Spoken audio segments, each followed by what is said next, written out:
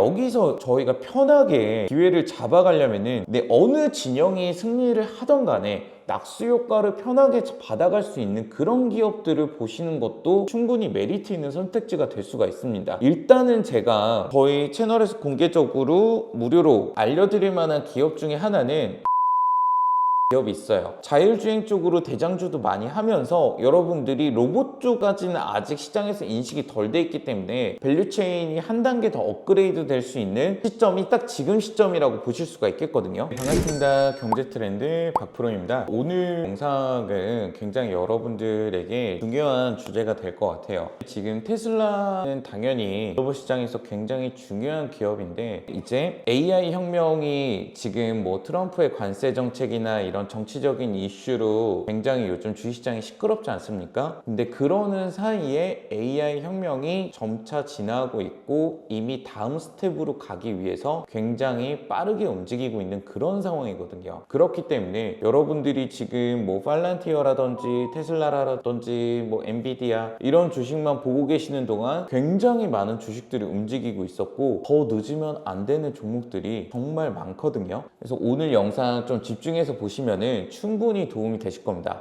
자, 일단은 테슬라. 여러분들이 테슬라 하면 떠오르는 게 뭐가 있을까요? 뭐 전기차, 자율주행, 휴머노이드 로봇 이런 것들이 있을 건데 테슬라 주가의 키를 쥐고 있는 거는 이제 더 이상 당연히 전기차라고 생각하시는 분들은 없을 겁니다. 전기차 매출은 계속해서 줄어들 수밖에 없는 구조라고 저는 생각을 해요. 그렇기 때문에 테슬라 주가 상승의 키를 쥐고 있는 거는 자율주행, 휴머노이드 로봇 이 두 가지가 가장 크다고 볼 수가 있거든요. 그러면은 다 미래 산업이고 지금 어느 정도 구체화가 되고 있기 때문에 이 둘만 본다면은 테슬라 주가는 결국에는 탄탄대로로 올라갈 수밖에 없지 않을까? 이렇게 생각하시고 계속 끝도 없이 물을 타시는 분들도 많을 것 같아요. 제가 이제 테슬라에 대한 긍정적인 뷰를 이제 접게 된 거는 지금 자율주행 시장이나 그리고 휴머노이드 로봇 시장이 테슬라만의 것이 아니기 때문이거든요. 왜냐면은 이런 부분까지 체크를 하셔야 테슬라 주가 상승 타이밍도 잡아낼 수가 있고 아니면은 중단할 수 있는 타이밍도 잡아낼 수 있는 거거든요. 지금은 굉장히 애매하죠. 그럼 이거를 이 애매한 시점에서 어떻게 풀어갈지도 제가 좀 말씀을 드릴 거니까 너무 걱정하지 않으셔도 되겠습니다. 일단은 그러면은 키가 자율주행과 휴머노이드 로봇인데 여러분들이 기존에 AI 하면 떠올랐던 게 GPT, 뭐 챗봇 뭐 이런 것들일 겁니다. 근데 지금 이런 것들은 비물리적인 AI거든요. 그렇기 때문에 뭐 소프트웨어 기업이라든지 뭐 아니면 반도체 쪽 이런 쪽으로만 이제 주가 상승이 많이 집중이 됐다면은 올해부터는 이제 슬슬 이제 자율주행과 휴머노이드 로봇 쪽들 기업을 많이 보셔야 되는 거고 그 중심에는 테슬라가 있기 때문에 테슬라도 키포인트가 될 수가 있겠죠. 근데 제가 방금 테슬라 주식이 왜 쉽지만은 않을 것이냐 말씀드렸던 게 바로 중국이거든요. 이 중국 같은 경우에는 지금 굉장히 미국에서 버거워할 수밖에 없는 단계에 와 있어요. 왜냐면은 중국은 과거부터 현재까지 철강, 화학, 디스플레이, 배터리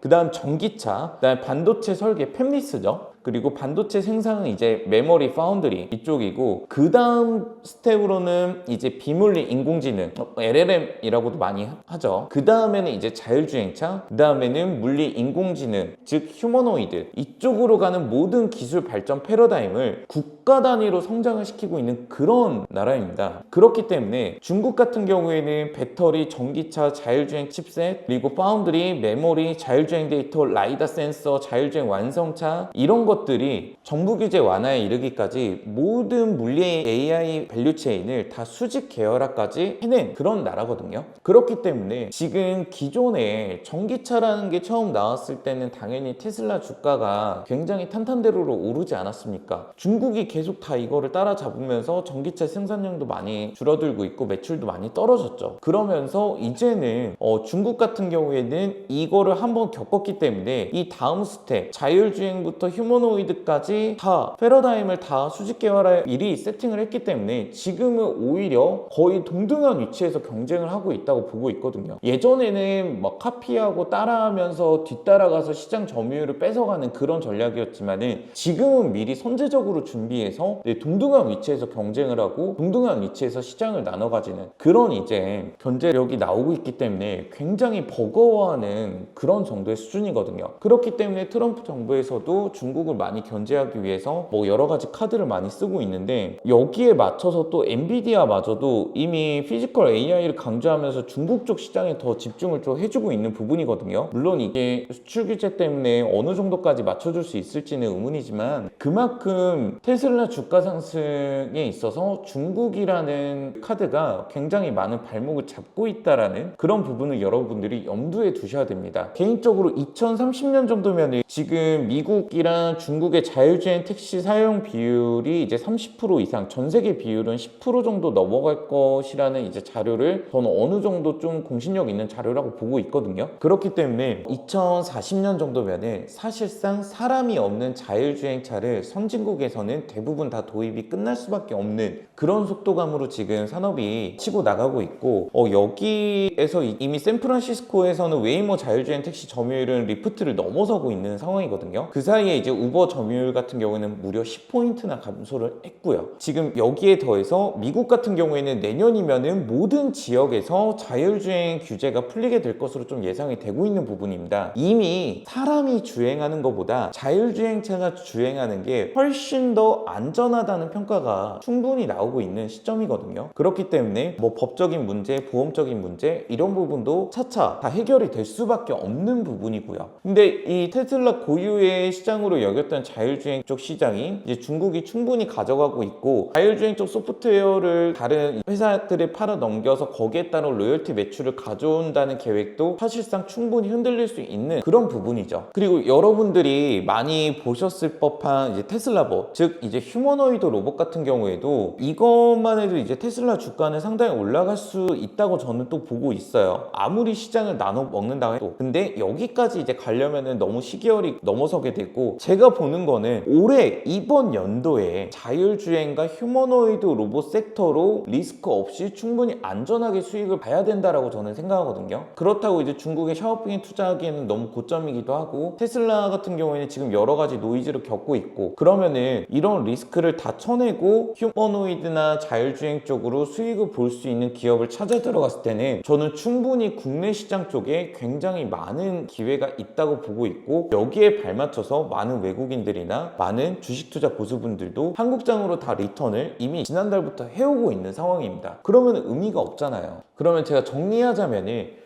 결국에는 물리 AI 전쟁의 승자, 즉 자율주행 휴머노이드 이 시장 가지고 미국과 중국이 싸우는 건데, 깊게 가자면 이제 테슬라와 샤오펑 정도가 붙는다고 보실 수가 있겠죠. 그럼 이쪽 밸류체인으로 미국 쪽은 뭐 피규어 AI, 보스턴 다이내믹스 뭐 이쪽이 이제 휴머노이드랑 자율주행 밸류체인 나뉠 수가 있겠고, 중국 쪽은 이제 밸류체인이 수직 통합됐기 때문에 화웨이, SI 그리고 바이드, 샤오펑까지 이 정도가 있는데, 지금 피규어 AI 같은 경우엔 시총이 이미 포드랑 현대차를 넘어섰고, 중국 진영을 보자면 자율주행 데이터가 이미 웨이모보다 또 많아졌다고 하지 않습니까? 중국 같은 경우에는 AI에 이어서 뭐 배터리, 반도체까지 수직 통합됐기 때문에 국가 단위로 추진 중이기 때문에 아무래도 가격 경쟁 측면도 좀 더 있을 수밖에 없는 부분이 있고요. 그렇다고 지금 품질이 막 떨어지고 그러지도 않거든요. 여기서 저희가 편하게 기회를 잡아가려면은 그냥 한국 시장에서 어느 진영이 승리를 하던 간에 낙수 효과를 편하게 받아갈 수 있는 그런 기업들을 보시는 것도 여러분들이 충분히 메리트 있는 선택지가 될 수가 있습니다. 일단은 제가 저희 채널에서 공개적으로 무료로 알려드릴 만한 기업 중에 하나는 SOS랩이라는 기업이 있어요. 자율주행 쪽으로 대장주도 많이 하면서 여러분들이 로봇 쪽까지는 아직 시장에서 인식이 덜 돼 있기 때문에 밸류체인이 한 단계 더 업그레이드 될 수 있는 시점이 딱 지금 시점이라고 보실 수가 있겠거든요. 왜냐면은 SOS SOS랩 같은 경우에는 일단은 올해 하반기에 이제 현대차 쪽 통해서 이제 이동형 로봇 매출이 시작이 됩니다. 그러면서 이제 흑자로 이제 전환할 수밖에 없는 지금 구도가 나오고 있고, 여기에 이어서 자율주행 휴머노이드 이런 AI 로봇 쪽 이제 상용화가 되면 될수록 신규 수주는 계속 따라서 나올 수밖에 없는 그런 기업이거든요.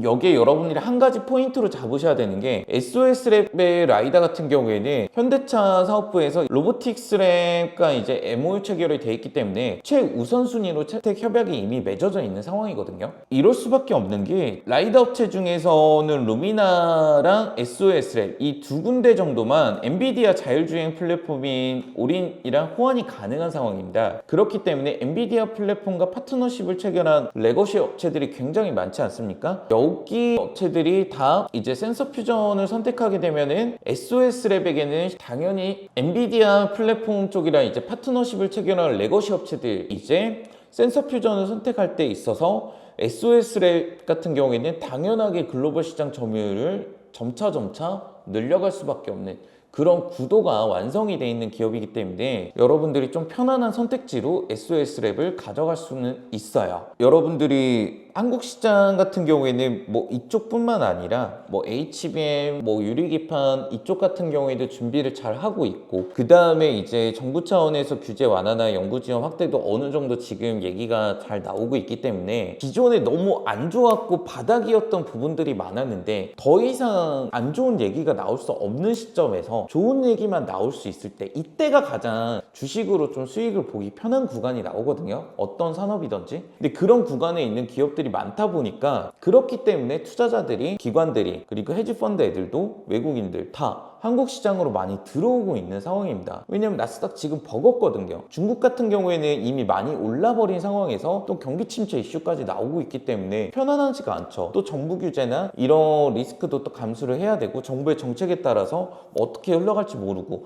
또 미국의 견제도 있고, 그렇기 때문에 좋은 것 같으면서도 안 좋은 얘기도 충분히 많이 나올 수 있는 시장 같은 경우에는 대량의 자금들이 많이 이탈을 할 수밖에 없기 때문에, 지금 굳이 안 좋은 얘기 그렇게 나올 게 이제 없는 한국 시장이 그냥 편하기 때문에 돈이 많이 들어오는 거거든요. 일단은 편한 시장에서 수익을 보세요. 그런 다음에 편한 시장을 또 찾아 들어가는 게 저희가 해야 될 그런 포인트가 되지 않을까 저는 보고 있거든요. 지금 뭐 한국 시장 들어왔다가 뭐 물리는 종목도 많으실 거예요. 그렇지만은 결국에는 수익 전환해서 편하게 마무리할 수 있는 그런 기업들이 많기 때문에 조금 과감하게 포지션을 바꿔 놓으시는 것도 좋은 선택지가 될 수 있을 거라고 자신 있게 좀 말씀을 드리고 싶습니다. 자, 그러면은 마지막으로 정리를 하자면은, 테슬라 주가의 포인트는 이제 휴머노이드 로봇이랑 자율주행이 되겠는데, 중국의 성장 때문에 마냥 편하지만은 않은 그런 상황이라는 겁니다. 그러면은 이제 AI 시장이 비물리에서 물리 AI 시장으로 이렇게 넘어가는 구간에 있는데, 여기에서 최종적인 승자를 가려내면서 머리 아프게 투자를 하실 필요 없이 누가 이기든지 편하게 수익을 볼 수 있는 선택지를 찾아가자는 거였고, 그 중에 하나 알려드릴 만한 게 SOS랩 같은 기업이 있다는 겁니다. 그렇다면은 여러분들이 SOS랩 뿐만 아니라 반도체 시장 같은 경우에도 실리콘 포토닉스에서 유리기판 뭐 이런 쪽으로 이제 밸류체인도 많이 변화가 되고 있고, 중국 쪽이 이제 라이다가 잘 풀리면은 중국이 됐든 뭐 미국이 됐든 비디오 IP 기업들도 봐야 되고, 전력 인프라 기업들도 봐야 되고, 이 중에서는 또 원전 그리고 친환경 이쪽까지도 다 커버가 가능한 그런 이제 밸류체인을 가져갈 수 있는 저평가 기업들도 가져가야 되고, 여러분들 한국 시장 아시다시피 매수 매도 타점 잡기가 정말 어렵지 않습니까? 결국에는 수익을 보고 마무리할 수밖에 없는 안전한 포트폴리오 원하시면은